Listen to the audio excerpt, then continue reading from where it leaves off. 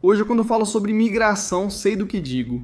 Marrocos, depois de ocupar nosso território, foi introduzindo essa imigração na forma de colonos, até nos transformar, os saharauis, em uma minoria em nossa própria terra. Com que A autoridade chega a Marrocos lá bombardeando. Ou seja, Estados Unidos e França são as potências que deram asas ao Marrocos para fazer tudo isso. Marrocos é um dos raros países cuja constituição não define fronteiras. A imigração do Marrocos não ocorre por acaso, pois há pressão e muitas pessoas na África querendo vir para a Europa. Mas vimos que, além disso, o Marrocos utiliza as pessoas migrantes como arma geopolítica. Os relatórios emitidos pelo Centro Nacional de Inteligência não deixaram de apontar que Marrocos é o inimigo número 1 da Espanha na região. O fluxo de informações reunido por Marrocos em todas as mesquitas na Espanha, onde quase todos atuam para os serviços de inteligência, é da inteligência marroquina. O que isso significa? O que ocorre nas mesquitas? Quem é mais ou menos radical? Quem planeja algo? O que está acontecendo? Que Marrocos também ameaça cortar esse fluxo. Ou seja, no momento em que você não se submete a mim, eu corto esse fluxo. E de repente vão começar a acontecer coisas na Espanha, vão começar a aparecer grupos jihadistas e você não vai ter nenhuma informação. Apenas duas fronteiras no mundo são totalmente fechadas: Coreia do Norte, Coreia do Sul e Argélia-Marrocos.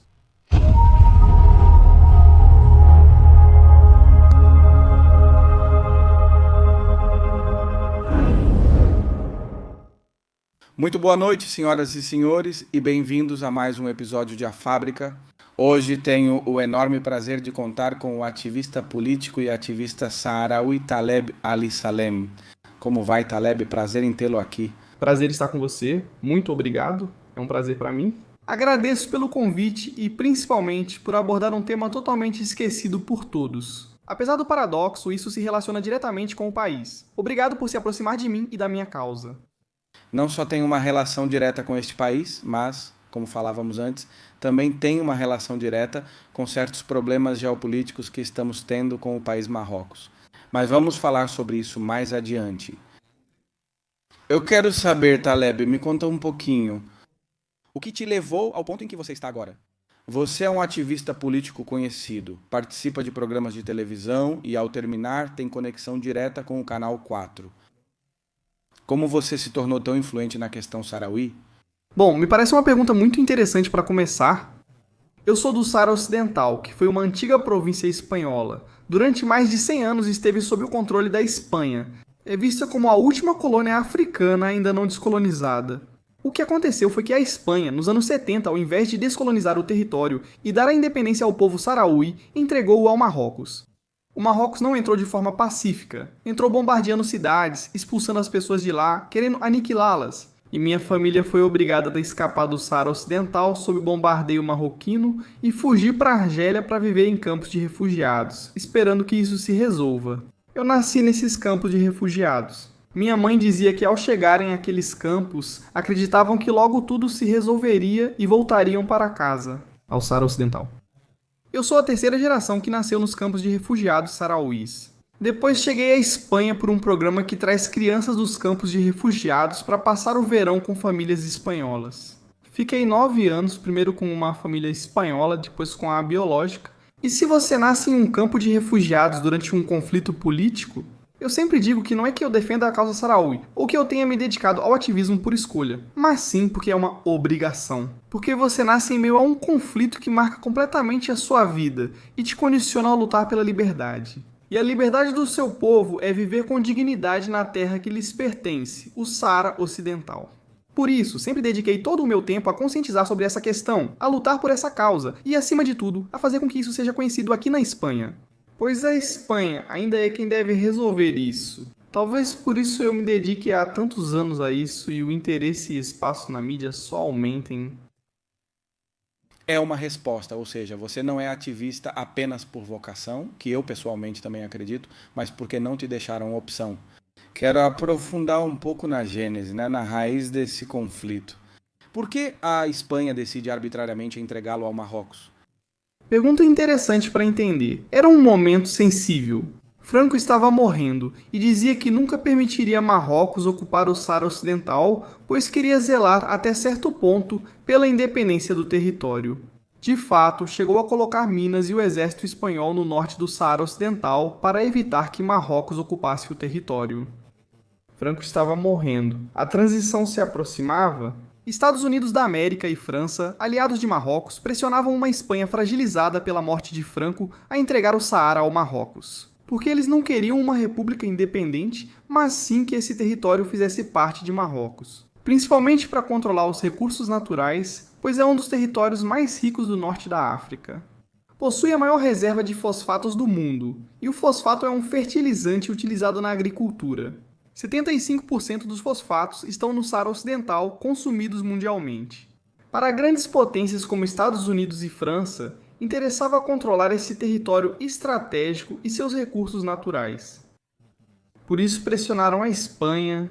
Dizem que os Estados Unidos garantiram ao rei Juan Carlos que ele voltaria a reinar na Espanha depois da morte de Franco, com o apoio dos Estados Unidos da América se entregasse o Saara Ocidental ao Marrocos. Em 14 de novembro de 1975, em Madrid, foi assinado o Acordo Tripartite, no qual a Espanha cedeu o Saara ao Marrocos e à Mauritânia. Isso, a Organização das Nações Unidas não declara isso válido? Não, as Nações Unidas declararam inválido e disseram que só após o referendo do povo saarauí. Querer ser espanhol independente ou marroquino torna a descolonização inválida. Por isso é muito interessante e não se sabe aqui, do ponto de vista legal, o Saara Ocidental até hoje continua sendo território espanhol. Ou seja, os aviões civis para sobrevoar hoje o espaço aéreo sarauí não pedem permissão à Frente Polisário, representante sarauí, nem ao Marrocos, que ocupa a maior parte do território. Pede-se permissão à Espanha porque, segundo a Organização das Nações Unidas, está registrado que esse território e seu espaço aéreo são espanhóis. É protetorado espanhol ou apenas espanhóis? É espanhol. É um território cuja potência administradora até hoje é a Espanha. Ou seja, a Espanha está na condição de potência administradora do território para efeitos legais. Então, eu gosto do ativismo desde que eu veja que existe uma solução viável para resolver aquilo pelo que você milita, desculpando a redundância. O que você acha que é o desfecho disso? Como a Espanha pode ajudar o povo saaraui quando é seu dever legítimo fazê-lo? Mas até hoje o que parece é que traímos completamente nosso dever, nossa herança, nossa história e também, evidentemente, o povo saarauí. Eu acho que é muito fácil. Na verdade, a chave está em Madrid. Ou seja, se chegar um governo que realmente tenha coragem de enfrentar o Marrocos para resolver essa questão, pode fazê-lo. Na verdade, seria muito benéfico economicamente para a Espanha. Ou seja, nós no Saara Ocidental temos o espanhol como segundo idioma oficial. Há muita cultura espanhola dentro do que é a cultura sarauí. Há muita conexão com a sociedade espanhola. Somos menos de 1 milhão de habitantes em um território muito rico. Fala-se. Economistas dizem que se o Saara fosse independente, seria o Dubai da África devido à baixa população e riqueza do território. O primeiro beneficiado de, digamos, apostar nessa república e de investir na construção dessa república seria a Espanha. É nosso aliado natural pela história, não é? Mas até o momento, nenhum governo quis resolver essa questão. Não quero me alongar muito, mas vou te dar um exemplo prático. Por exemplo, Portugal tem um caso exatamente igual, mas Portugal agiu.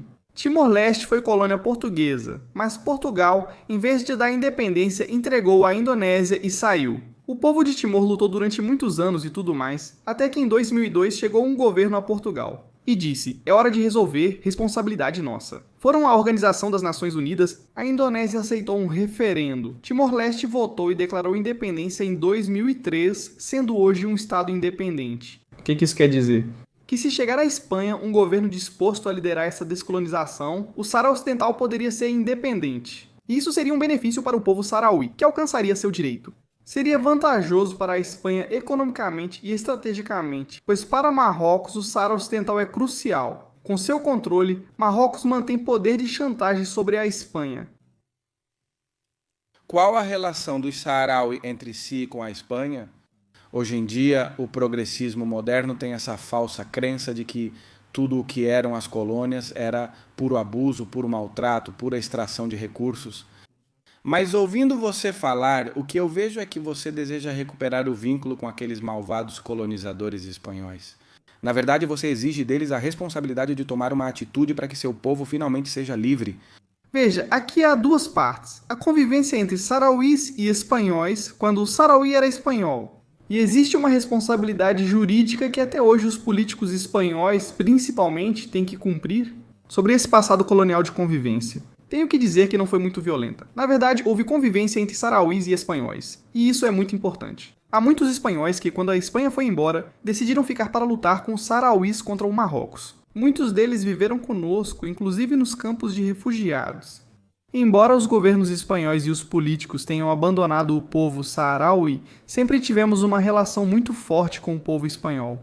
E isso é muito importante. Na Espanha, hoje em dia, há pouquíssimos assuntos sobre os quais todo mundo concorda. De progressistas a conservadores, nacionalistas, todos. Pesquisas recentes sobre a questão saharaui mostram que tanto conservadores quanto progressistas apoiam o povo saharaui. Por isso, existe uma conexão social entre os saharauis e a população espanhola. Lembro que quando criança nos campos de refugiados, sempre via pessoas brancas. Eram cooperantes espanhóis que vinham dar aulas, ajudar nos hospitais e mais. Por isso, sempre existiu essa conexão. É verdade que nos últimos anos de colonização ou de presença espanhola, o Marrocos já estava reivindicando o território? Os sarauís se levantaram.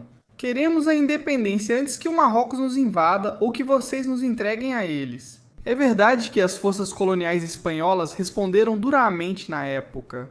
Houve um dos primeiros confrontos, mas isso ocorreu nos últimos confrontos. Forças marroquinas e as forças? Não, era um confronto entre a população sarauí que protestava e as forças franquistas da época.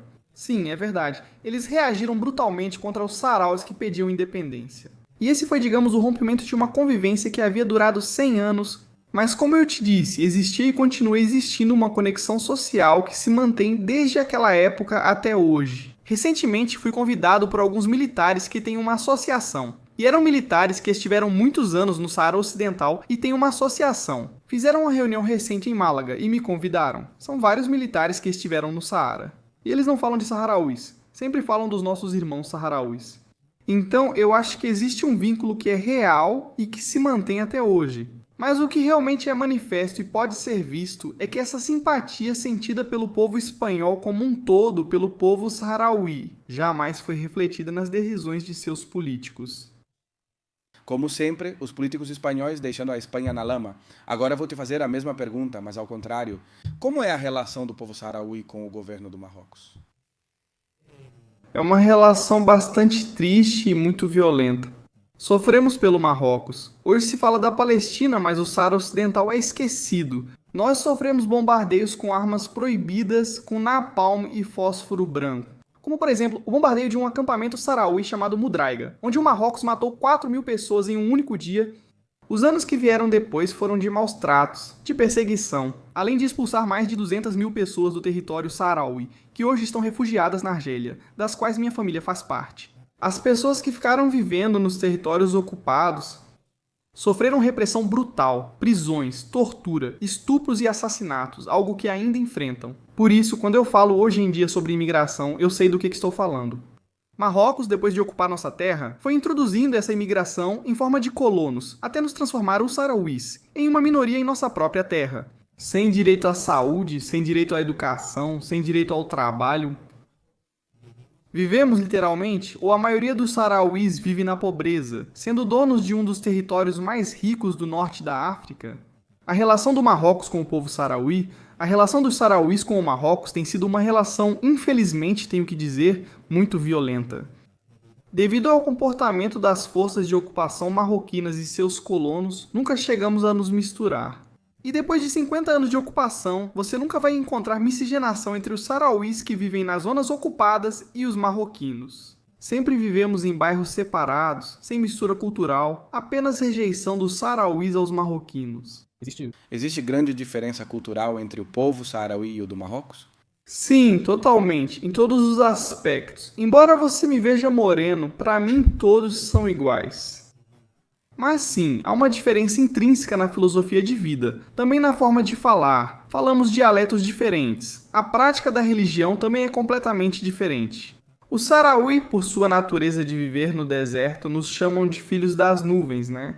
Porque é um povo nômade que sempre se moveu seguindo a chuva no deserto. É profundamente místico. Ou seja, sua forma de entender a religião não é pela raiva nem pela imposição, mas sim pela meditação, pelos cânticos, pela conexão com a divindade, através de uma meditação de respeito ao próximo. É uma filosofia de vida também muito pacífica, muito de contemplação, muito de introspecção e se diferencia completamente do Islã praticado no Marrocos, que é venerar o rei, que é o neto do profeta, e quase ser escravos dessa ideologia. Também em nossa vestimenta e práticas religiosas e culturais, somos totalmente diferentes. Embora aos olhos de um ocidental, obviamente, como eu poderia dizer, para mim um chinês, um japonês e um coreano são a mesma coisa. Alguns dizem que marroquino, mauritano e sarauí são iguais, mas há grandes diferenças. Entendo perfeitamente, Taleb. Eu também tenho uma dúvida. Quer dizer, com que autoridade Marrocos chega lá bombardeando? Ou seja, Estados Unidos e França são as potências que deram asas ao Marrocos para fazer tudo isso que você está me dizendo? É que você acabou de fazer a pergunta-chave para entender isso. Com que autoridade Marrocos chega lá? Marrocos diz: Historicamente, o Saara e a região do Rif nunca pertenceram ao Marrocos, assim como o Rubem me contou. Mas eles têm uma visão imperialista que eu não consigo entender de onde vem. Que tipo de autoridade você tem para dizer que esse território é Marrocos? isso vem de uma ideologia expansionista que afeta não só nós, mas também os vizinhos e a Espanha. Eles reivindicam Ceuta, Melilla, reivindicam as Canárias como território próprio, reivindicam todo o sudoeste argelino, reivindicam até a Mauritânia. Antes de invadir o Saara, eles tentaram invadir o sudoeste argelino em 1963 na Guerra das Areias. Aproveitaram a recente independência e fragilidade da Argélia para enviar seu exército e ocupá-la. Os argelinos agiram rápido e em um mês expulsaram humilhado o exército marroquino. Por isso, a Argélia nos apoia, pois sabe que Marrocos tem ideologia expansionista. Eles reivindicam a Mauritânia como deles e só reconheceram o país 9 anos após a independência. Por quê? Porque Marrocos nasce dessa ideologia de ser um grande império. Na verdade, outro dia eu vi o vídeo de um marroquino profundamente imperialista e nacionalista, onde ele dizia que não, que não. Até o Escandaluzia e o Andaluz foram marroquinos, e será necessário debater no Marrocos a recuperação do Andaluz. A ideologia expansionista marroquina persiste e por isso decidiram invadir o Saara Ocidental. O que houve? A Espanha estava fraca, como falei. Disseram: vamos à Organização das Nações Unidas ver o que você diz? Se o território é seu, damos a você. Isso foi levado ao Tribunal da Organização das Nações Unidas, que se chama Tribunal de Haia. Ele investigou todas as provas históricas antes da colonização e emitiu uma sentença que é pública, onde diz: não havia soberania pré-colonial do Saara Ocidental por Marrocos. Por isso, o território deve ser independente. É uma sentença pública, então Marrocos não tem legitimidade. Foi uma invasão ilegal. Entendo perfeitamente. E quais são os argumentos desses nacionalistas marroquinos que as pessoas acreditam que... Isso é outro assunto, desculpe. Minha mente é rápida e tive uma ideia agora. As pessoas acham que o nacionalismo só pode ser europeu e branco. As pessoas acham que os imperialismos só podem vir dos malvados europeus.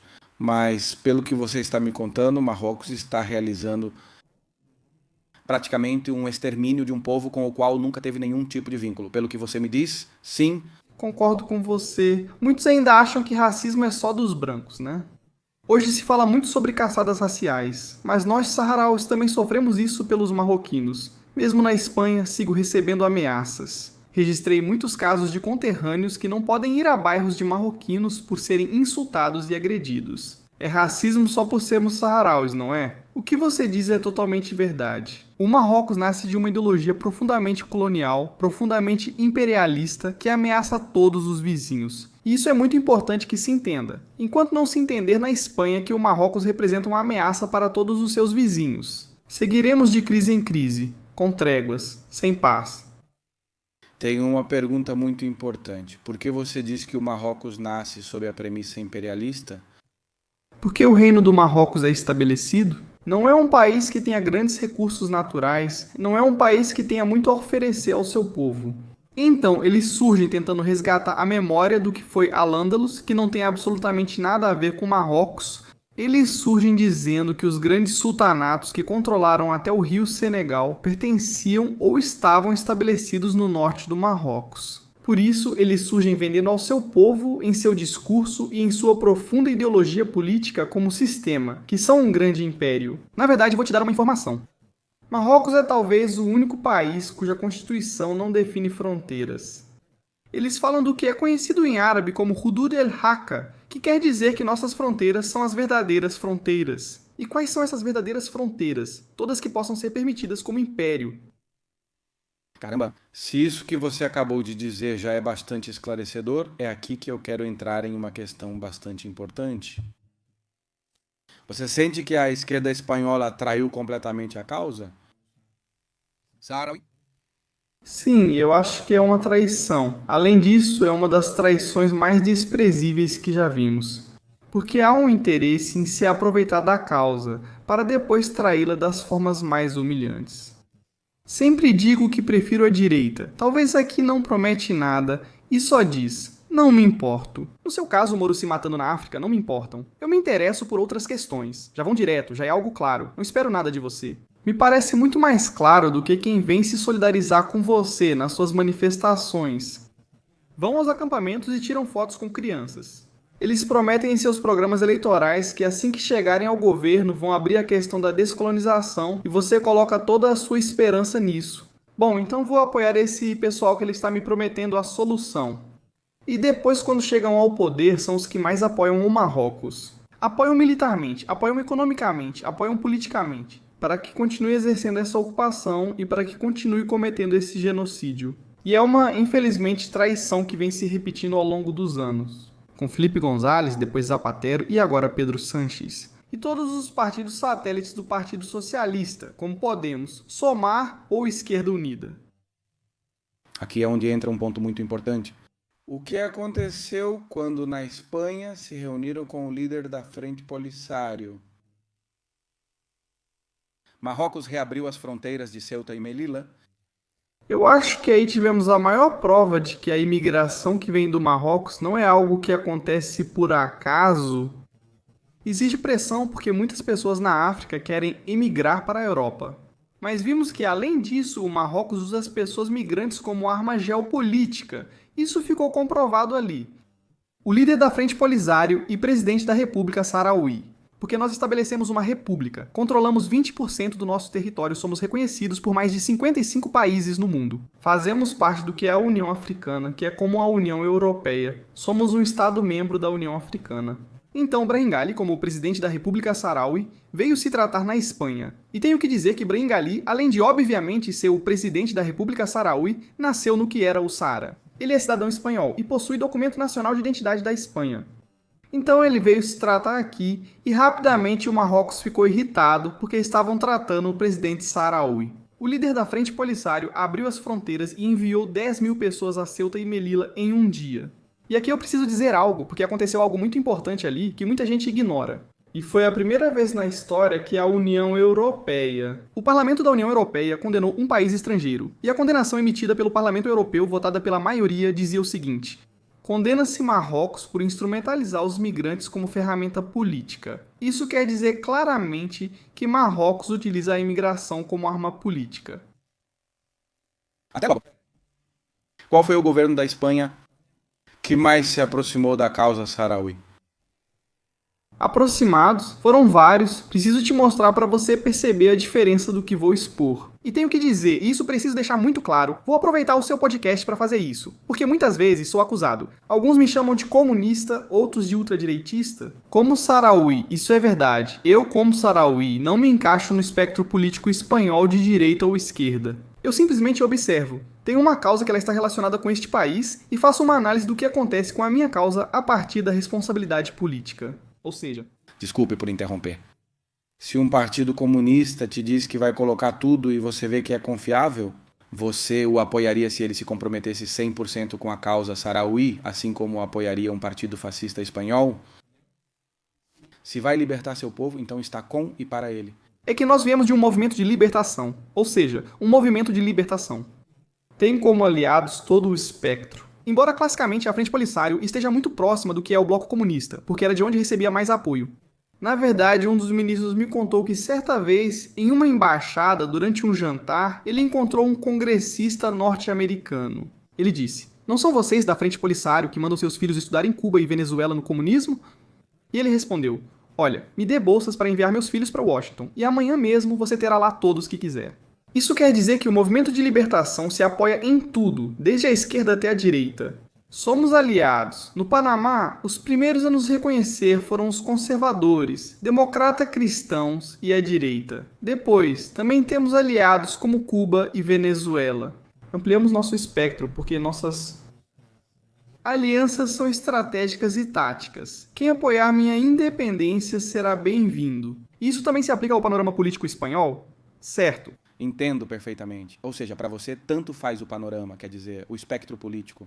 O que você quer é um compromisso por parte do político da vez com a sua causa. Sim, que cumpra sua responsabilidade. Não estou pedindo esmola. Você tem uma responsabilidade jurídica, já expliquei isso várias vezes. Vivo há anos neste país. Sou saharaui, espanhol, porque desde muito pequeno cresci aqui. Sei que como espanhol preciso cumprir a lei, pagar impostos e seguir a Constituição. E no momento em que eu descumprir a legalidade vigente na Espanha, sou multado ou levado para a cadeia ou o que for necessário. Então, existe uma legalidade internacional que exige a Espanha descolonizar este território que abandonou e entregou a outro país. Por isso, ao falar com políticos espanhóis, não peço esmola nem digo coitadinho, sou saharaui, me ajude. Exige um direito, o cumprimento da obrigação legal de descolonizar. Os políticos têm essa obrigação. Quem assumir esse compromisso terá o meu apoio. Mas também tenho que te dizer, respondendo à sua pergunta, de qual governo você falava, esteve mais próximo ou apoiou mais? Vou te dar 2 exemplos. Felipe González visitou campos de refugiados sarauís durante sua campanha eleitoral. O vídeo está no YouTube, basta procurar pelo discurso dele no Sarauí. E ele disse: "Tanto eu quanto meu partido estaremos com vocês até a vitória final." Prometia começar a descolonização ao assumir o governo. Felipe González assumiu o governo e fez sua primeira visita ao Marrocos, onde passou a apoiar militarmente o rei Hassan II, em um momento em que Hassan II estava bombardeando os saharauís. Ou seja, uma mudança total em apoio à força que nos ocupava. O típico de um político vai ao acampamento sarauí, mas por trás dá armas ao governo que vai bombardear. O povo que eu jurei defender.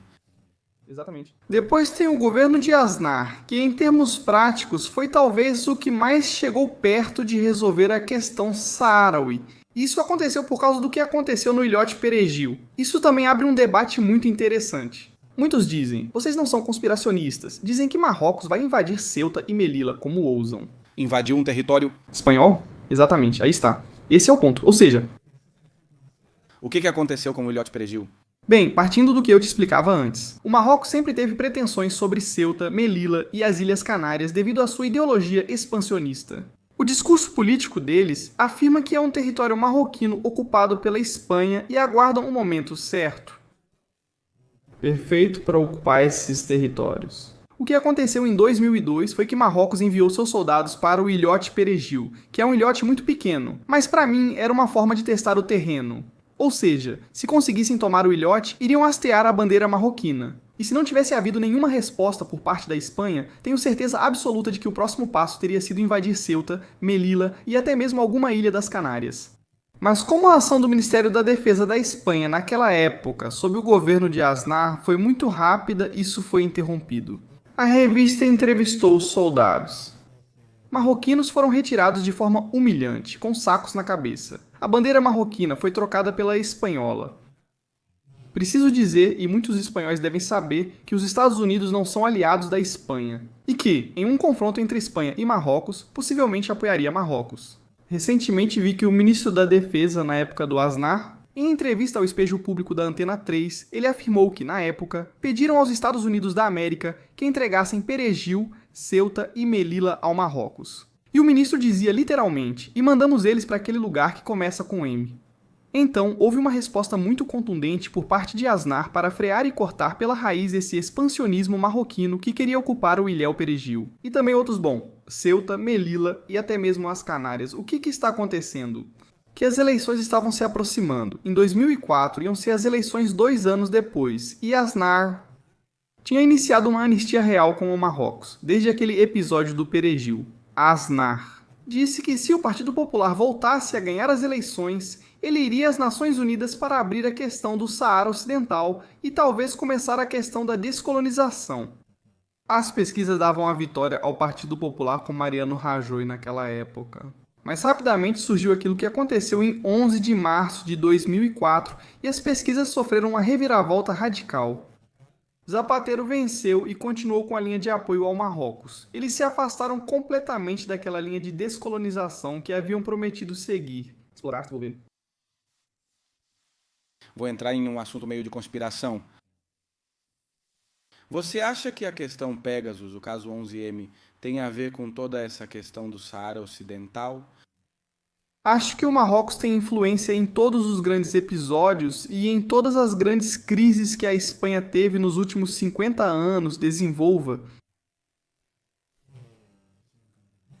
Não vou responder de forma direta, porque também seria me meter em uma enrascada, mas isso não é segredo para ninguém. Como já expliquei, o Saara Ocidental é estratégico e economicamente muito importante para o Marrocos. Quem tem a administração legal desse território é a Espanha. Por isso, o Marrocos sempre precisa manter a Espanha sob controle. Se a Espanha chegar a um ponto de prosperidade econômica e política, que lhe dê poder e que sua política possa ser contundente. Com o Marrocos chegando ao ponto de até mesmo abrir a questão da descolonização do Saara Ocidental, isso o Marrocos nunca vai permitir. O Marrocos vai precisar de uma Espanha submissa, uma Espanha subjugada, uma Espanha completamente fraca. Por isso te disse antes que em um momento em que a Espanha se encontrava forte politicamente, forte economicamente com o governo de Aznar, isso não é segredo para ninguém, nem se trata de posicionamento político. O que houve em 2004 foi a chegada de Zapatero e do Partido Socialista ao governo. Seria interessante abordar a relação do Partido Socialista do Marrocos. E claro, a chegada do Partido Socialista ao governo sempre significa total submissão ao Marrocos. A submissão do Partido Socialista ao Marrocos é um tema interessante. Peço que aprofunde esse assunto para mim. Começando pelo Felipe González, como te falei antes, após os anos em que governou, submissão completa ao Marrocos com apoio econômico, político e militar. Atualmente ele tem um palacete que foi dado a ele pela família real. Não sei se ele vendeu ou se ainda tem, mas foi presenteado com um palacete, em Tanger. Ele foi condecorado pelo rei do Marrocos, praticamente um agente homenageado pelos serviços ao reino. Mais tarde, chegou a Zapatero a relação de Zapatero, e aqui também faço um convite aos jornalistas deste país para que investiguem Zapatero e sua relação com o Marrocos. Zapatero viaja com frequência ao Marrocos para palestras bem pagas que legitimam a ocupação do Saara, defendendo que o território deve ser marroquino. E não sabemos quanto se paga por essas palestras, por qual paraíso fiscal são pagas. A única coisa que sabemos é: ele tem uma relação próxima, há algum tempo, quase um lobby para Marrocos. Estamos falando da ex-ministra Marila Trujillo, que foi ministra de Zapatero, mora no Marrocos e já chegou. Está disponível, podem procurar. Afirmou que Saara, Ceuta e Melilla deveriam ser entregues ao Marrocos, segundo uma ex-ministra espanhola do Partido Socialista. Trata-se de José Bono, citado recentemente na imprensa. Comprou vários apartamentos e, antes disso, esteve no Saara ocupado com autoridades marroquinas, legitimando a ocupação. Estamos falando do ex-ministro da Justiça de Zapatero, Aguilar, que agora é eurodeputado socialista, um dos maiores lobistas do Marrocos no Parlamento Europeu. Estamos falando de Pedro Sánchez, claro. No ano de 2002, ele reconhece ao Marrocos a soberania sobre o Saara, por isso existe uma relação pessoal entre o Partido Socialista e o Marrocos. Isso não atenta só contra nós, sarauís, os nossos direitos, mas também contra a soberania do Estado espanhol. Quando você alimenta um Estado expansionista e sancionador, que te vê como inimigo e reivindica seu território, dando apoio político, econômico e militar, você está basicamente jogando pedras no próprio telhado, ou seja, alimentando uma fera que amanhã vai te devorar. Que é o que o Partido Socialista está fazendo, não só traindo o povo sarauí, mas também traindo o povo espanhol. É aqui que entra a imigração ilegal e a imigração em massa. Até que ponto o Marrocos tem interesse em uma Espanha insegura? Uma Espanha cheia de pessoas magrebinas, cheia de pessoas marroquinas, das quais muitas, em um possível conflito entre Espanha e Marrocos, se posicionariam ao lado de Marrocos. Não vejo sentido algum nisso.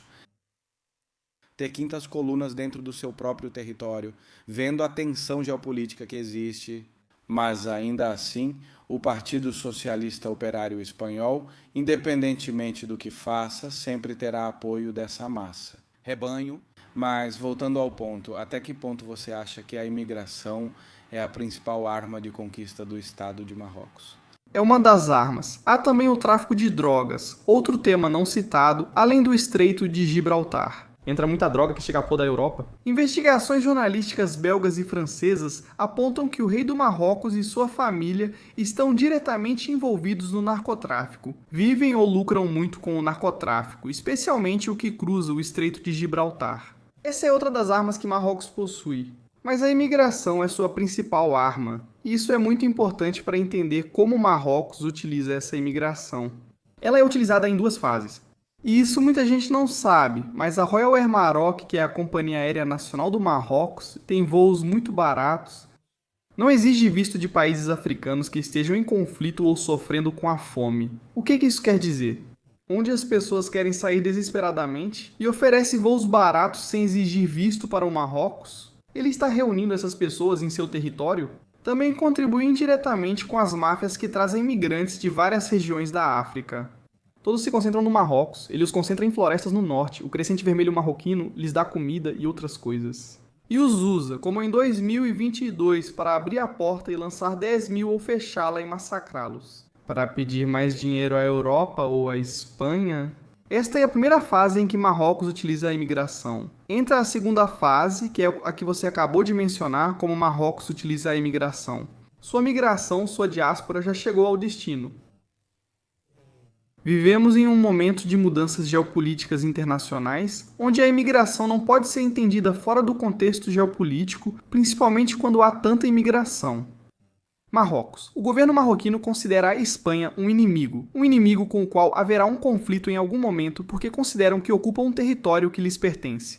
Por isso, tendo mais de 1 milhão de marroquinos na Espanha, claro, não é preciso ser um especialista em geopolítica para entender que esse milhão de imigrantes, grande parte dele vai ser usada como uma arma branda nesse sentido. Por isso, Marrocos sempre utilizou mesquitas e associações culturais. Sempre usou um controle ideológico para manter essa ideologia nacionalista dentro da sua população, na Espanha, para mobilizá-la dentro da ideologia nacionalista.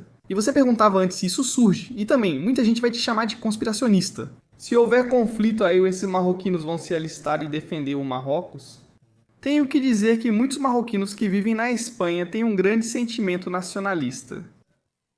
Falo até de segundas gerações, totalmente ligadas ao regime do Marrocos. Vejamos, por exemplo, o cantor Morá. Em todas as suas músicas, na maioria das suas músicas, ele se mostra como um antissistema, como um cara não sei o quê. Depois ele posta vídeos dizendo, viva o rei, o Sarawi de Marrocos, viva Mohamed VI. Completamente nacionalista e monárquico quando se trata do regime marroquino. Isso é uma prova de que muitos deles são profundamente nacionalistas. Te dou uma prova. Foi na última Copa do Mundo. No jogo Espanha x Marrocos, muitos marroquinos aqui jogaram fora o passaporte espanhol e exibiram bandeiras do Marrocos.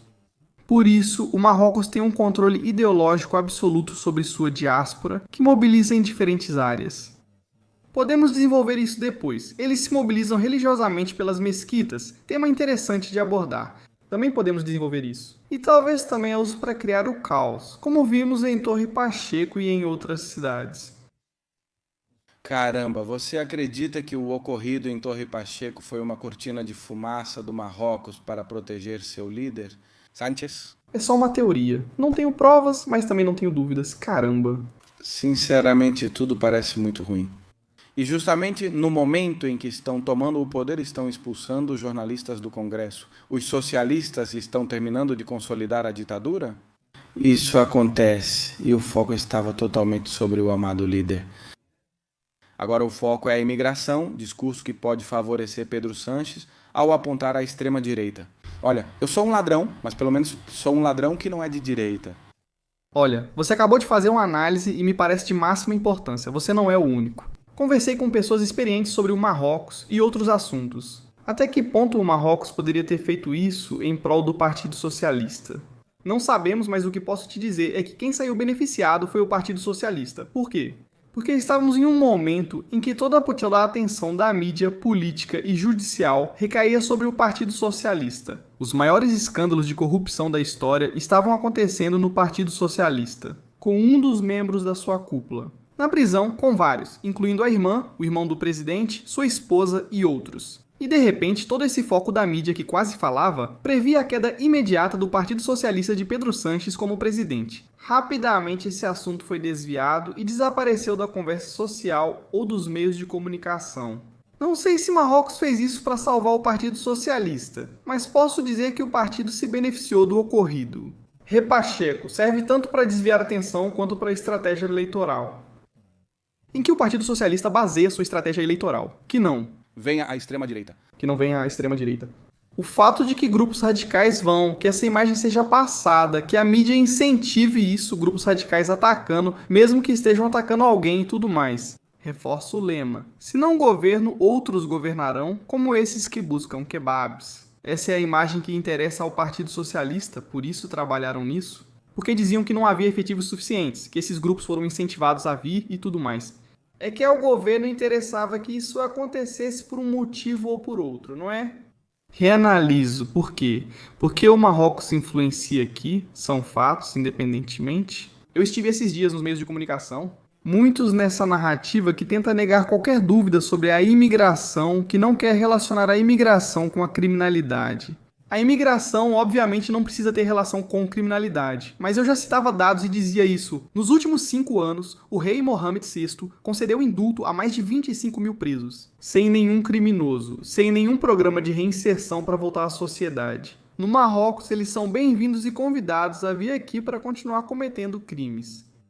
O que isso significa? Significa que para o Marrocos não importa que a imigração seja vista positivamente? Não lhe interessa uma imigração integrada. Não lhe interessa uma imigração que trabalhe, que contribua de forma tranquila, que seja bem-vinda. Para eles, importa que a imigração seja sempre vista como uma ameaça. O quê? Porque assim continuam recebendo as ajudas milionárias. Na última década, Marrocos recebeu mais de 1,4 bilhão de euros em ajuda da União Europeia para conter a imigração. Por parte da Espanha, o que isso quer dizer? Que Marrocos tem que continuar alimentando a ideia de que a imigração representa uma ameaça, introduzindo centenas de milhares de criminosos que fazem o que aconteceu em Torre Pacheco, o que vimos nas Canárias, o que acontece nas ruas de Barcelona, o que acontece em tantos outros lugares, para que a imigração seja sempre percebida como uma ameaça. E Marrocos continuar vivendo desse negócio? Vou te dar um exemplo e já termino. É como as grandes farmacêuticas. Primeiro liberam o vírus e depois vendem um antídoto. Marrocos faz exatamente a mesma coisa. Primeiro libera essa imigração, coloca nela muitos elementos criminosos para criar o caos e depois diz: me dê dinheiro para frear essa migração. Quero falar sobre Pegasus. Quero que você me diga por quê. O Partido Socialista Obrero Espanhol é tão submisso ao Marrocos, o que você quer? Qual você acha que é o motivo por trás disso? Não consigo imaginar que não exista algum tipo de chantagem, informação ou algo que motive isso. Que essas pessoas se submetam a esses níveis com um inimigo geopolítico, já dá para dizer abertamente. E quero deixar claro que isso não é para mensagem aos marroquinos integrados aqui. Já conversei com o Moja, amigo que às vezes me dá carona. Ele afirmou que em um conflito lutaria 100% pela Espanha.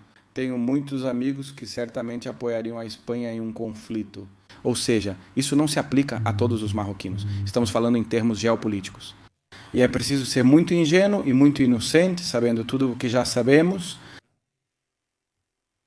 que Marrocos não é nosso inimigo geopolítico. Sério? E eu não sou uma pessoa ingênua. Às vezes a realidade agrada, outras não, mas deve ser aceita. Todos os relatórios emitidos pelo Centro Nacional de Inteligência, o Serviço de Inteligência Espanhol, por altos comandos do Exército, agora na reserva. Seus livros e publicações sempre repetiram que Marrocos é o principal inimigo da Espanha na região. Também porque o último conflito armado da Espanha foi com Marrocos. Porque o discurso marroquino é um discurso hostil contra a Espanha. Porque a prática marroquina é uma prática hostil contra a Espanha. Por causa do trabalho do Marrocos com a imigração e com pessoas de origem marroquina, incluindo nacionais e espanholas em Ceuta e Melilla. O trabalho que eles estão fazendo é brutal. Vou te dar outro dado também. E isso é muito importante, e muita gente não sabe disso. Ele pergunta: Pegasus? Por que Espanha? Ou o Partido Socialista está submisso? Não é só o Pegasus é uma das muitas coisas, não é? Eu acho que Marrocos utiliza 2 vias para manter o Partido Socialista sob controle. E uma é a chantagem. Através do Pegasus, através das informações que possam manipular, e a outra é a compra de vontades. O suborno, ou seja, vou tentar te subornar, vou tentar te comprar e tudo mais. Se eu conseguir de boa, ótimo, você vai instalar meu serviço. Se não, vou conseguir através de trabalhos de chantagem. Por exemplo, Pegasus, que é apenas uma das várias coisas. Acredito que isso começou bem antes, incluindo o que ocorreu em 2004. Lá também há dados que o Marrocos pode ter sobre o ocorrido naquela época, incluindo quem colaborou no 11M. Se isso fosse divulgado, ou se essa informação viesse a público, eu acho que poderia significar o fim definitivo do Partido Socialista. Então, o Marrocos tem muita informação acumulada, tem muitas vontades compradas dentro do Partido Socialista. Mas tem outro ponto, o Marrocos não é bobo. Já te falei que eles querem controlar a Espanha e mantê-la fraca. Por isso eles sabem que pode chegar um momento em que o Partido Socialista não esteja no governo, que eles têm completamente submisso, e que outro partido governe. Eles também possuem ferramentas de poder, além da imigração, sobre futuros governos que não sejam do Partido Socialista. Disso não se fala muito, porque também é um tema bastante sensível, que é o que se conhece como a colaboração em matéria de combate ao terrorismo. O que isso quer dizer? O fluxo de informações que Marrocos reúne em todas as mesquitas na Espanha, que praticamente todas são controladas por marroquinos, e praticamente todos trabalham para os serviços de inteligência marroquinos. O que isso significa? Tudo o que ocorre nas mesquitas, quem é mais ou menos radical, quem planeja algo, quem demonstrou interesse em agir? Refiro-me ao jihadismo. Marrocos tem toda essa informação, ela chega imediatamente aos serviços de inteligência marroquinos. Esse fluxo de informação não para de chegar ao Centro Nacional de Inteligência através dos serviços de inteligência marroquinos. Conhece-se a cooperação em informação sobre a luta contra o terrorismo. O que acontece? O Marrocos também ameaça cortar esse fluxo? Ou seja, quando você não se submete a mim, isso vale para qualquer governo, não só para o Partido Socialista. Se você não se submete às minhas decisões ou aos meus interesses, eu corto esse fluxo. E de repente vão começar a acontecer coisas na Espanha. Vão começar a aparecer grupos jihadistas e você não vai ter nenhuma informação. Porque a Espanha não tem essa operação de informação que os serviços de inteligência têm. E isso também é de máxima importância.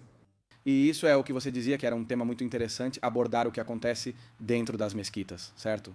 Sim, porque não é só a informação que eles reúnem, mas também, e isso eu nunca deixei de afirmar, o sermão que é feito nas sextas-feiras em cada mesquita. O Marrocos também controla se esse sermão é mais radicalizado ou menos radicalizado. Não é a mesma coisa um imã sair dizendo que devemos conviver com nossos irmãos, que devemos ter paz e harmonia, do que sair dizendo que devemos matar infiéis. Não estou dizendo que, obviamente, todos os muçulmanos vão seguir essa mensagem. Claro que não, a grande maioria não vai. Sempre pode haver alguém desequilibrado em quem essa mensagem funcione. Por isso, Marrocos, através do controle sobre as mesquitas, tem o controle de radicalizar ou desradicalizar a população muçulmana, especialmente a marroquina, na Espanha. Isso é muito grave, porque daí, por serem mais radicais ou menos radicais, nascem mais ou menos células que podem cometer atos terroristas. Uau, é um tema muito complexo e realmente é tão complexo que às vezes a solução só parece vir de uma reação radical. Como?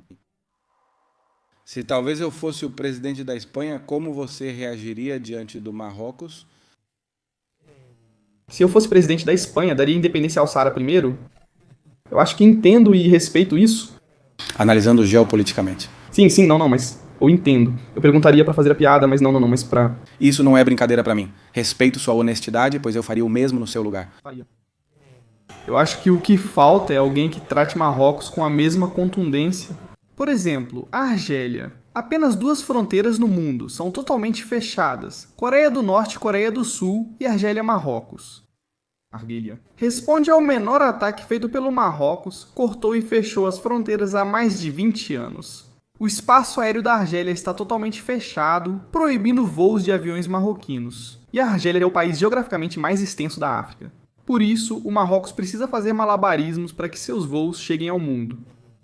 Responda. Se o Marrocos faz uma mínima manobra na fronteira com a Argélia, rapidamente a Argélia já está fazendo uma manobra. As respostas são claras. O ataque midiático é constante. É preciso responder com a mesma contundência. Por isso, acredito que a Espanha também tem ferramentas de controle e pressão que poderia exercer sobre o Marrocos. Por exemplo, grande parte da economia do Marrocos se baseia na agricultura e em todas as mercadorias que são enviadas para a Europa. 98% dessas mercadorias agrícolas que chegam do Marrocos para o resto da Europa passam pela Espanha. Tarifas de 30% ou 50% poderiam ser aplicadas. Em vez de 98%, poderia liberar só 20%. Você sufoca a economia marroquina? São elementos de pressão que Marrocos tem sobre a Espanha. Outro ponto são as deportações em massa. Se você me envia 10.000 pessoas em um dia, vou devolver as mesmas 10.000. E mais ainda, eu vou te punir. Vou impor às empresas marroquinas que operam na Espanha, digamos, um imposto, por exemplo. Por isso, existem muitas formas pelas quais a Espanha pode responder de igual para igual ao Marrocos. Mas o que vemos, e é isso que eu, claro, faria, é contundência, dizia. Outro dia me perguntaram em um programa, mas Marrocos é realmente tão forte para atacar a Espanha dessa forma? Controlá-la e tudo mais? É realmente, afinal de contas, um país do que se conhece como Sul Global, um país africano, como pode ter tanta força? Eu dizia que Marrocos não é tão forte, mas sim que a Espanha é muito fraca. Isso precisa melhorar. A Espanha não pode ser tão fraca. Quero aprofundar também em um tema que me parece extremamente importante. Outro dia eu estava assistindo, apareceu um reel no Instagram em que Hassan II estava sendo entrevistado por uma jornalista francesa. E ele dizia abertamente que a população marroquina jamais iria se integrar como parte da cultura europeia. O que você acha disso? Acho que o que você acabou de destacar vem reafirmar o que temos explicado sobre Marrocos e sobre sua estratégia. E falamos que é uma estratégia bem estudada, que representa a base ideológica de como Marrocos funciona. Porque as declarações são de Hassan II, o pai do atual rei. Eu acho que nessa mensagem, Hassan II queria dizer que Marrocos sempre vai ter o poder ideológico sobre sua população. Quem nunca permitirá que ela se integre totalmente? O que isso significa? O exercício do nacionalismo marroquino, que até mesmo as segundas e terceiras gerações têm, como eu estava te explicando antes, é preciso admitir. O Marrocos conseguiu isso. Isso ocorre aqui. Comentam como o Marrocos influenciou até pessoas nascidas na Espanha, marroquinas de segunda geração, etc. Como conseguem exercer esse poder sobre eles? Estudo o Marrocos há muitos anos e o observo bastante. Ao acordar, sempre confiro a imprensa nacional e leio toda a imprensa marroquina. Conheço bem como esse país funciona. O Marrocos exerce um controle brutal sobre sua diáspora, ou seja, sobre os imigrantes que estão na Espanha e na França. Nunca permitirão que se integrem totalmente, pois sua lealdade nacionalista sempre será ao reino do Marrocos. E vou te dar um exemplo.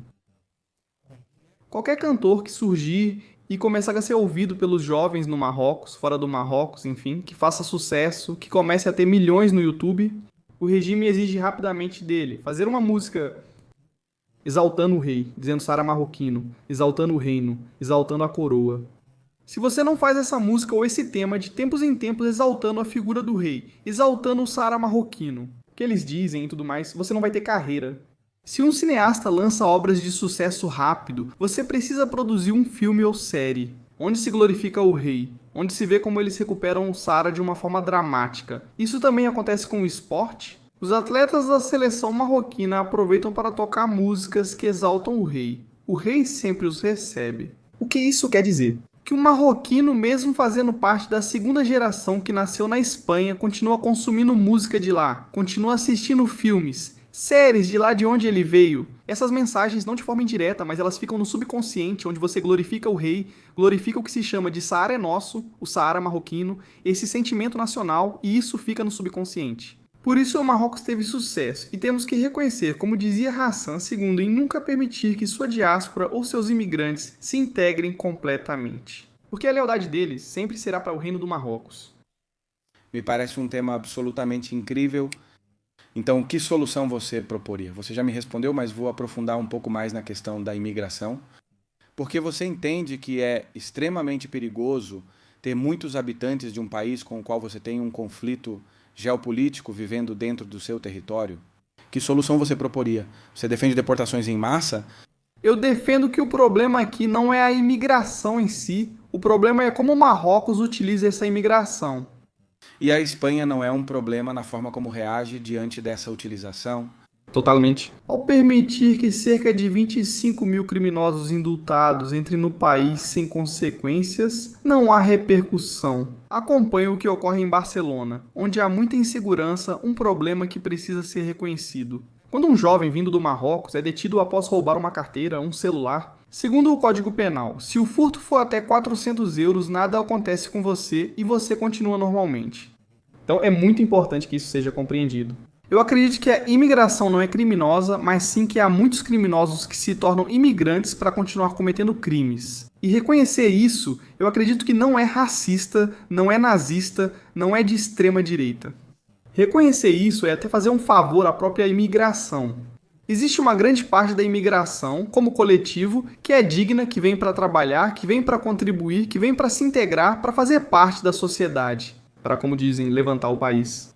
E criou uma imagem muito boa com seus vizinhos, com seus amigos, com seus relacionamentos mais próximos, nacionais. Mas há uma minoria que vem de Marrocos, que vem expressamente não para trabalhar, não para estudar, não para contribuir, vem para delinquir. Foi o que vimos em Torre Pacheco, Alicante, Zaragoza, Barcelona e continuaremos vendo. Enquanto não se encontrar uma solução. Para mim, a solução é ir à raiz do problema, que é Marrocos e como utiliza essa imigração. E começar com políticas contundentes para frear esse fluxo e para não permitir essa chantagem através da imigração. Porque aqui acontece uma coisa também. Quando você recompensa a chantagem, isso acontece até nas relações pessoais. Quando você recompensa a chantagem, o que você faz é fazer com que essa chantagem continue, porque Marrocos vê que isso funciona. Enquanto não se colocar um freio para que ele não continue usando essa imigração como ferramenta de pressão política, vamos continuar tendo o problema. Enquanto não houver uma reação contundente contra aqueles que vêm para delinquir, prejudicando até mesmo a imagem dos próprios migrantes que vêm para contribuir. Enquanto não se agir de forma contundente, seja por meio de deportações ou de sentenças muito mais duras, infelizmente continuaremos tendo esse problema. E repito, isso não é ultranazista, nem é de extrema-direita, nem é ultra nada. É bom senso e observar o que acontece nas ruas. Você mencionou a questão dos indultos. Muitos afirmam que é fake news da extrema-direita sobre chegada de pessoas. O rei Mohammed estaria esvaziando prisões para enviar pessoas à Espanha. Você citou também o caso de Alicante. Ouvi dizer, não sei se é 100% verdade, porque não tenho como verificar, que as pessoas que mataram o rapaz de Gata de Gorgos a pauladas por defender algumas mulheres que estavam sendo assediadas na rua eram algumas das pessoas indultadas. Como sabemos disso? É perfeitamente comprovável. Como te disse, acompanho muito o que acontece no Marrocos. Analiso esse tema porque afeta diretamente a mim, meu povo e meu futuro. Então, também é muito importante entender o seu inimigo, a ideologia dele, como funciona, para depois poder contra-atacar. Então, se você acompanhar, a imprensa marroquina está completamente disponível. Eu compartilhei isso esses dias no Twitter. Todo ano, a cada 2 ou 3 meses, o rei concede indultos de 5 mil ou 6 mil pessoas. Estimamos que 8 mil a 10 mil pessoas sejam indultadas anualmente. Todas essas pessoas, como te falei, têm facilitado a chegada aqui. Os relatórios do Centro Nacional de Inteligência, publicados muitas vezes pelo jornalista que é especialista nessa questão do Marrocos, chamado Ignácio Zembreiro. Na verdade, foi, eu diria, o único jornalista espanhol que conseguiu entrevistar Mohammed VI e foi repórter do El País no Marrocos. Depois o Marrocos o expulsou e também passou a persegui-lo judicialmente. Ele está sendo processado judicialmente porque não gostam do que ele publica sobre o Marrocos. Ignácio Zembreiro, perseguido judicialmente na Espanha, também foi espionado pelo Pegasus por Marrocos. Por isso, Marrocos busca exercer poder na Espanha, perseguindo até jornalistas e pessoas não políticas. Nos relatórios que ele publicou e nas investigações jornalísticas que ele divulgou, há uma relação direta, obviamente. Relatórios do Centro Nacional de Inteligência entre as células jihadistas que foram desmanteladas pela polícia e pelo Centro Nacional de Inteligência com os indultos, ou seja, são pessoas que foram indultadas. O caso de Alicante também é de uma pessoa que foi indultada dentro dessa cota. É verdade que Marrocos não divulga a lista dos indultados, mas é possível rastreá-los de uma forma muito fácil, acompanhando os relatos jornalísticos tanto de Marrocos quanto depois dos atos que vemos aqui. Você disse que te chamam de ultradireitista, comunista, de tudo. Qual é a sua opinião sobre a narrativa e o uso dos meios de comunicação em relação a todas essas questões que abordamos neste programa? Eu acho que a Espanha vive um momento de polarização máxima, onde se afastou completamente do que acontece nas ruas, dos problemas reais das pessoas. E se vivem numa guerra contínua entre direita e esquerda, onde para alguns falar sobre os problemas que acontecem nas ruas. Por exemplo, Marrocos usa a imigração, incluindo parte que vem para delinquir. Para eles você já é de extrema-direita, já é nazista, já é racista. Ou seja, o problema é completamente encoberto. Não vão contra-argumentar o que você está expondo, mas sim atacar você como mensageiro.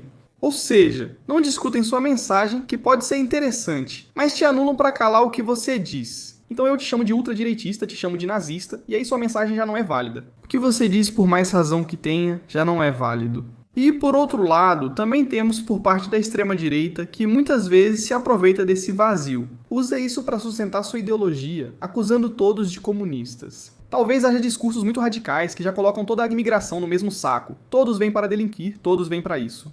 Vivemos nessa polarização constante. Eu acho que isso faz muito mal à Espanha e que inimigos da Espanha como Marrocos adoram ver a Espanha desse jeito. Porque enquanto continuar nesse debate, nessa ideologia tóxica de você é de extrema direita, você é nazista, você é comunista. Se não resolver os problemas das pessoas, a Espanha seguirá muito fraca. Mas eu te...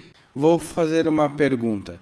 Você não percebe que esse modo de agir tão baixo, não é de um lado político, vem da mídia e do governo atual?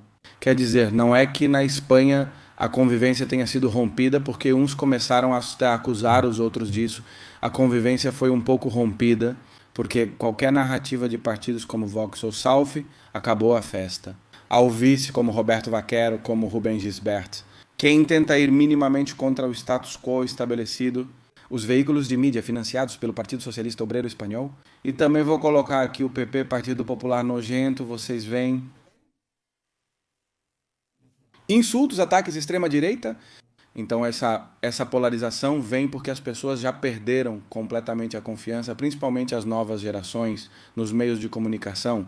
Você acha que essa entrevista comigo seria possível em uma emissora de televisão? De jeito nenhum. Na verdade, é preciso apostar mais em meios que transmitem pela internet, por podcast e outros. Me interessa muito mais. Na verdade, sempre tento dar prioridade a eles em relação aos meios de comunicação. Por que os meios de comunicação? Realizamos 8 entrevistas como a sexta, com mais de 40 minutos gravados. Toda minha crítica ao governo foi omitida. Eles incluíram quando digo que, ajudando os acampamentos, tudo vai bem. Então é claro que há um... Isso já aconteceu com você? Com você? Sim, aconteceu imediatamente. Claro que existe um controle absoluto e completamente político e ideológico sobre os meios de comunicação. E claro que são os meios de comunicação que tentam impor uma narrativa. Vou te dizer uma coisa. Pela esquerda, pelo Partido Socialista, pelos partidos que se dizem de esquerda, que cercam o Partido Socialista, muito se fala sobre os nazistas e a extrema-direita. Nos meios de comunicação não pode haver nenhum outro discurso que contradiga o que eles dizem, pensam ou acreditam. Paradoxalmente, acho que nada é mais nazista que isso, porque isso se chama autoritarismo. Ou seja, no momento em que você exclui todo mundo que não pensa como você está exercendo um autoritarismo que basicamente nasce da ideologia fascista, não é? Então, aqueles que ficam acusando todo mundo de fascista, talvez no fundo sejam eles os mais fascistas? O problema é que uma lei acabou de ser aprovada aqui na Espanha, que proíbe a entrada dos agitadores de extrema-direita. Isso abre um precedente muito sombrio, muito obscuro e um paradigma no qual quem vai determinar o que é extrema-direita e o que não é?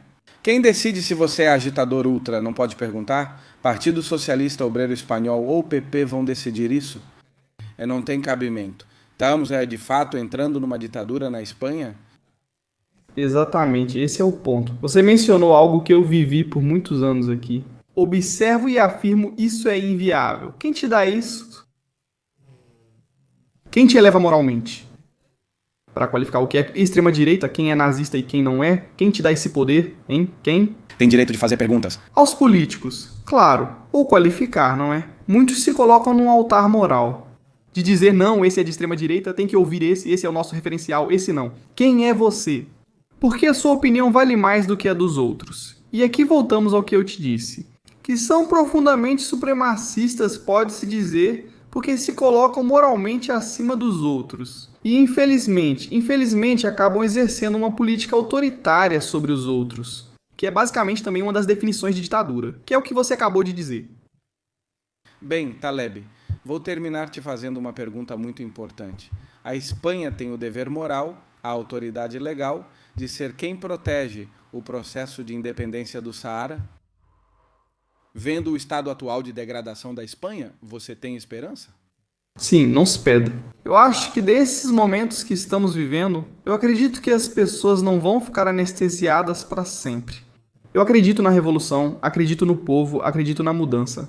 Porque também vi que as grandes revoluções que venceram no mundo não foram porque tinham grandes meios de comunicação, ou grandes armas, ou grandes apoios, mas sim porque houve uma resistência popular que se manteve e se manifestou para forçar a vitória de sua luta. Vivo de esperança, crença e fé na revolução. E minha crença também é no povo espanhol, de que algum dia também vai se levantar, de que algum dia vai despertar, de que algum dia vai chegar. Um governo que garanta dignidade à população espanhola e cumpra sua responsabilidade com o povo saharaui. Sim, porque se o povo espanhol não despertar, sua causa tem pouquíssimas chances de chegar a um bom destino. Minha causa e a sua, talvez como espanhol, não é? Eu sim, irmão. Você me deu checkmate, a minha é 100%. A sua como espanhol. Ou seja, hoje eu tenho pouca esperança e eu sempre vendi um discurso de esperança, mas não vejo a saída. De verdade, eu não vejo saída para essa degradação moral, essa degradação cultural, essa submissão ideológica a um partido corrupto e vil, como é o Partido Socialista Obreiro Espanhol. Também não vejo saída. A degradação moral da oposição, que nem sequer considerou apresentar uma moção de censura. Ouço o presidente do PP da Andaluzia, Juanma Moreno Bonilla, dizer que o Partido Socialista Obreiro Espanhol é necessário, e isso me revira o estômago. Ouço uma Acharo em um vídeo do meu amigo Rescue You e digo, infelizmente, esse tipo de pensamento, essa mulher representa um tipo de pensamento generalizado na população espanhola. Eu tenho esperança, mas primeiro vem o caos. sim, totalmente. Ou o que você acabou de afirmar é o que eu acabei de dizer. Eu acho que quando você chega ao fundo do poço, chega a um ponto em que só pode subir, né? Não tem mais como descer. Eu acho que estamos chegando perto desse momento, e acredito que precisamos nos alimentar como pessoas que acreditam e têm essa visão. Até certo ponto, acho que você também compartilha disso, de forma lúcida sobre o que está acontecendo. Acho que precisamos continuar nos alimentando com o mínimo, mesmo que seja pouco, de esperança, porque é com esperança que cria a mudança. A esperança gera mudança e existe. Mas o que você acha da solução de que todos os espanhóis de bem... E chamo de bem aquelas pessoas que contribuem, que trabalham, sobretudo. Também chamo especialmente de bem aqueles que mais contribuem para a sociedade. São os donos de empresas, produtores e empreendedores autônomos que este país sufoca completamente. É que acabei de sair da trimestral e estou de mau humor, não tem por onde pegar.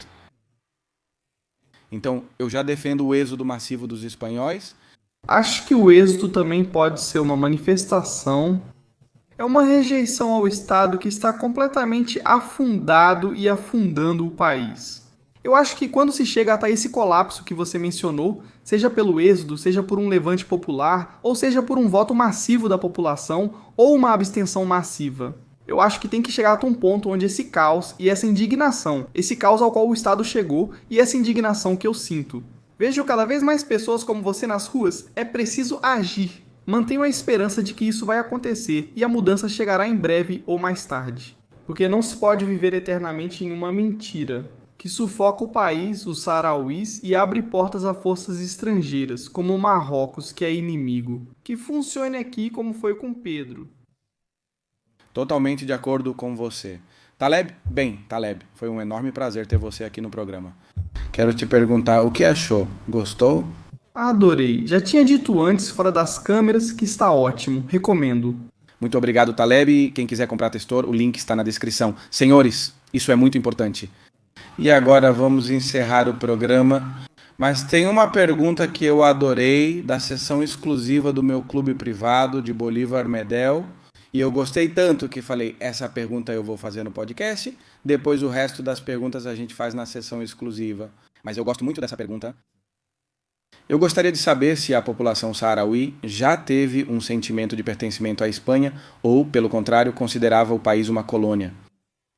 Existe hoje vontade de retornar à Espanha ou, ao menos, formar uma aliança? Como existe em parte da população na Guiné Equatorial? Saudações. Vamos ver, respeitando a diferença cultural. Sim, houve muitos sarauís. Na verdade, houve um partido, que é o Partido de União Nacional Saharaui, que defendia que o Saara continuasse sendo espanhol. Muitos acham engraçado, mas nos acampamentos hoje, há principalmente pessoas mais velhas que viveram aquela época. Muita gente fica chocada, diz ele. Encontrei sarauís franquistas, mas há sarauís que viveram sob o governo de Franco e tal, e tem muito senhor mais velho que continua dizendo que Franco não teria nos entregado e tal. Então houve uma... Olha, desculpa, ele tem razão, até Até certo ponto. Existe uma relação inegável entre sarauís e espanhóis. Nós, sarauís, nos sentimos muito ligados ao nosso território, o Saara Ocidental. Se hoje você perguntar aos sarauís, o que você escolheria entre Marrocos e Espanha? Obviamente, eu acho que escolheriam a Espanha. Mas no fundo, a maioria de nós quer ser um estado independente. Obviamente com esses laços culturais, obviamente mantendo o espanhol como nosso segundo idioma oficial, que já é, mas sendo um estado independente. Perfeito. Taleb, senhores, encerramos o programa de hoje. Link da minha comunidade privada para acessar sessões exclusivas, 2 lives mensais e mais benefícios, e-books, um monte de informações extremamente valiosas para você se desenvolver nesse mundo que descarta a masculinidade e promove a mentira. Acreditem em mim, isso vai ser extremamente útil para vocês. Um abraço, senhoras e senhores, e até o próximo episódio.